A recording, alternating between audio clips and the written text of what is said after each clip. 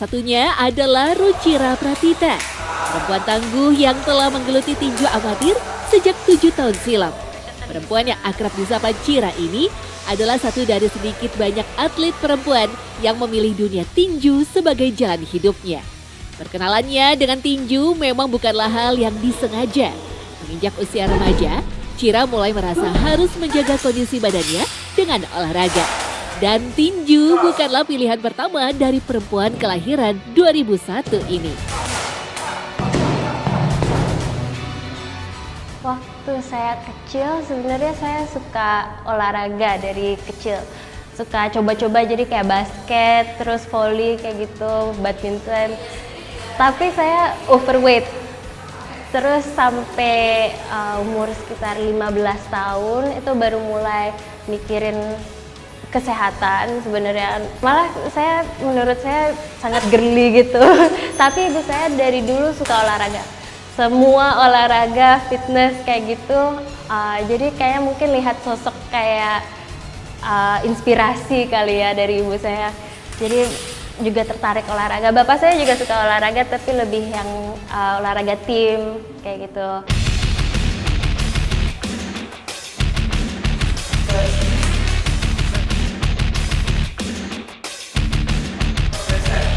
Tapi begitu dia menginjakan tempat fitness, dirinya tertarik dengan latihan tinju yang ada di gym tersebut.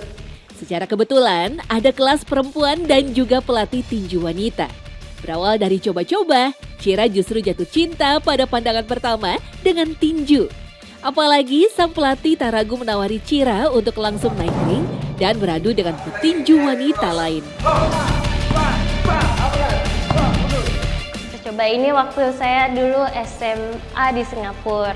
Jadi mulai boxing di Singapura. Nah di sana itu ada pelatih yang juga perempuan, yang wanita, dan dia petinju pro. Dan setelah setahun saya latihan, nanyain, Chira tertarik nggak mau coba tanding sekali aja.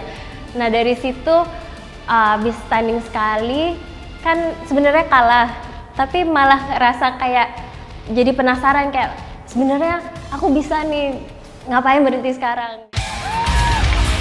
Kekalahan yang paling keinget sih malah pertandingan kedua. Saya bertanding sama tinju timnas Singapura. Nah itu kalahnya TKO, saya kalahkan. Dan abis pertandingan itu nangis kayak kecewa dengan diri sendiri malah. Nah tapi dari situ saya lebih belajar kayak harus percaya diri, harus fokus. Jadi fokus di dalam ring itu sepenting fokus pas persiapan. Karena di saat pertandingan itu saya ngerasa pas di dalam ring kebawa emosi, kebawa suasana, jadi nggak bisa mikir. Sabuk kejuaraan di Singapura juga. Nah itu saya lawan orang yang pertama saya tanding sama dia itu saya kalah. Terus saya kalah poin. Nah, karena saya kalah sama dia, berikutnya rematch tapi untuk sabuk dia kan. Dan kemenangan itu memorable banget karena bukan hanya karena sabuknya ya, tapi karena juga kerja keras saya sampai dapetin itu. Itu setiap hari lari, setiap hari latihan 2 kali sehari, lari. Sejujurnya saya nggak suka sama sekali lari, tapi ini larinya sampai yang kayak mau nangis gitu. Tapi hasilnya kerasa habis itu, makanya itu memorable banget karena itu nunjukin hasil kerja keras menurut saya. Menurut saya dia sangat disiplin ya. Terus sosok wanita yang ingin belajar, terus juga kuat, kuat semuanya. Apalagi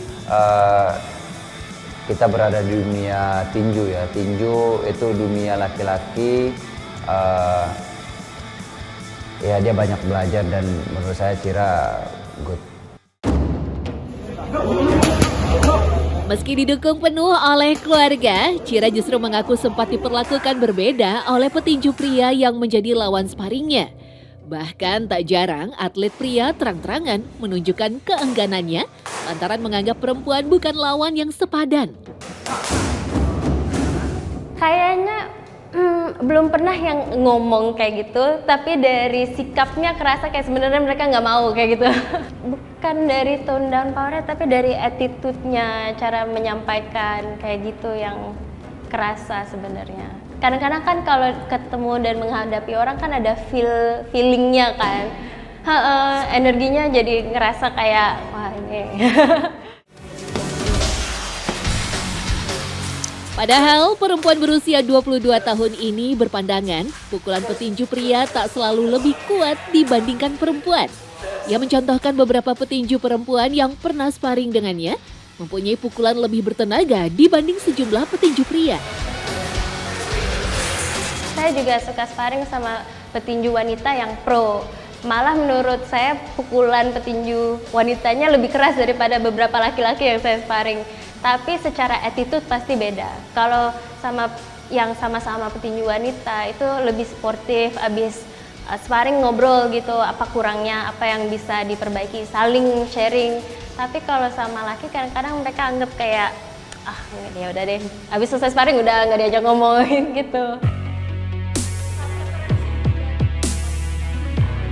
Tahun 2019, Chira memutuskan untuk kembali ke Indonesia. Tetapi Chira dihadapkan pada kenyataan pahit bahwa dunia tinju perempuan Indonesia sedang dalam kondisi mati suri. Bahkan saat itu, Chira sangat sulit untuk menemukan sparring partner perempuan. Setahun kemudian, hal itu diperparah dengan pandemi COVID yang melanda nyaris di seluruh dunia. Waktu saya mulai sparring di sini tuh jarang perempuan, sekarang lebih banyak. Terus berkarir kayak sekarang dengan Boxeo, terus saya dan partner saya pegang dan menjalani Boxeo itu di sisi dimana kalau orang melihat perempuan bekerja dalam posisi ini belum terlalu percaya gitu. Terus selalu di kayak tantang kayak gitu. Tapi lama-lama orang lihat dari pengalaman saya dan lain-lain kayak gitu baru kayak oke. Tapi masih ada pushbacknya sih kayak gitu.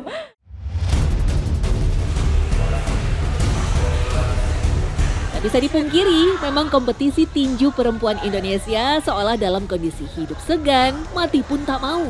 Meski beberapa kali muncul event tinju yang melibatkan perempuan, nyaris tak ada agenda besar dari pengurus olahraga sejak Kartini Cup tahun 2017 silam. Chira bahkan mengaku nyaris tak ada jenjang karir yang jelas jika disangkutkan dengan tinju perempuan di Indonesia. Mungkin kalau amatir saya kurang tahu ya, maksudnya dalam badan tinjunya sendiri. Tapi kalau pro biasanya yang laki-laki dapat bayarannya lebih. Di tempat gym tinju yang ia dirikan bersama sang kekasih, Satria, Chira mengajar olahraga keras ini kepada setiap kalangan, dewasa hingga anak-anak. Mungkin yang bikin saya bertahan kayaknya saya benar-benar ada passion dan cinta untuk tinju, untuk olahraganya. Dan sejujurnya saya ingin berbagi kayak tinju itu bisa bermanfaat buat semua. Walaupun ya oke, buat wanita lebih susah, tapi buat yang misalnya member yang buat fitness doang pun, apalagi di Boxeo kan kita ingin menyampaikan teknik yang benar. Walaupun hanya untuk fitness, itu teknik benar penting untuk mencegah cedera, hal seperti itu. Jadi saya tetap bertahan dalam tinju itu karena saya ingin berbagi cinta tinju dengan orang lain sebenarnya.